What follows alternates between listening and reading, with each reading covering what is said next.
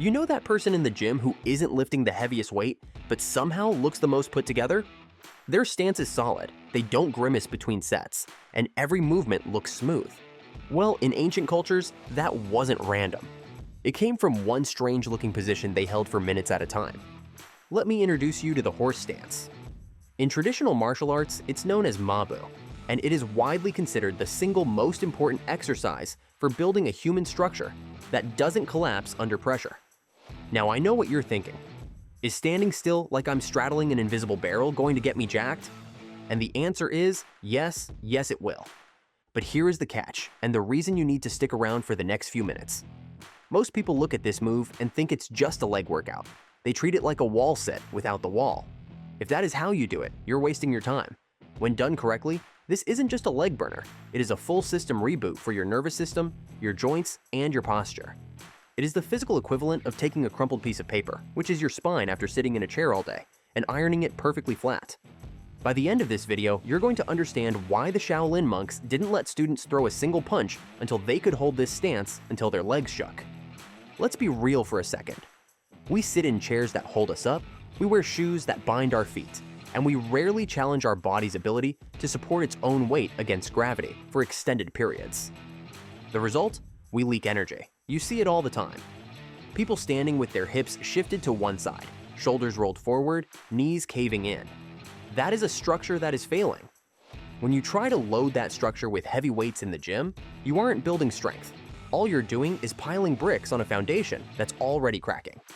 This structural weakness is exactly why your nervous system hits a specific panic switch around the 45-second mark of the hold.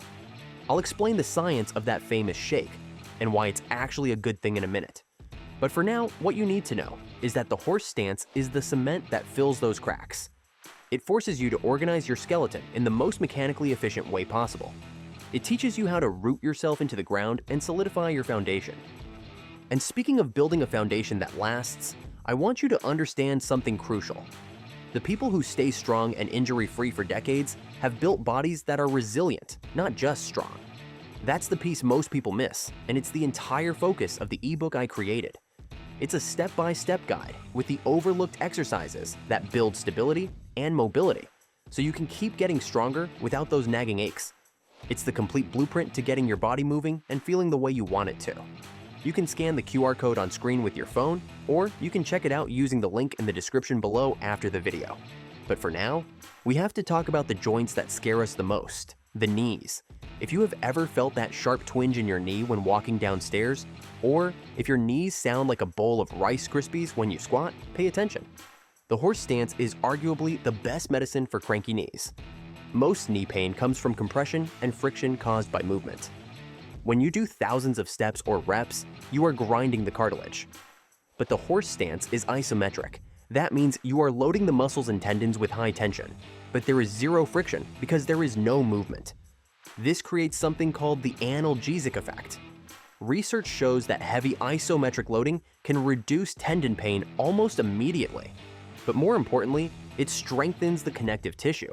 Think of your tendons like heavy-duty industrial cables. Dynamic lifting is like yanking on those cables. Isometrics are like pulling them tight and holding them there. This constant steady tension signals the body to lay down new collagen fibers, making the tendons thicker and stiffer. And in the world of biomechanics, a stiff tendon is a good thing. It means your knees become more stable and can handle more load without wobbling. You are essentially building a natural knee brace out of your own muscle and tissue. Now that your joints are bulletproof, let's talk about the muscles. More specifically, the absolute natural disaster that's about to hit your quads. When you drop into a proper horse stance, the first 30 seconds feel fine. You might even think it's a bit too easy. But give it a sec. Around the 45-second mark, something interesting happens. Your legs start to shake. We call this the sewing machine leg. Most people stop here because they think they are failing. In reality, this is where the magic begins. This shaking is your nervous system panic switching. See, your body is really smart or really lazy, depending on how you look at it. It always tries to use the most energy-efficient muscle fibers first, the slow twitch fibers. These are your endurance employees. But in a deep horse stance, those fibers get exhausted very quickly. They tap out. When they fail, your brain has no choice but to call in the big guns, the fast twitch fibers. These are the fibers responsible for explosive power and size. Usually, you only access these with heavy weights or sprinting. But the horse stance forces your body to recruit them just to keep you from collapsing. You are getting the motor unit recruitment of a heavy squat, but without a heavy bar crushing your spine. You are teaching your brain to find every available scrap of muscle in your lower body and turn it on.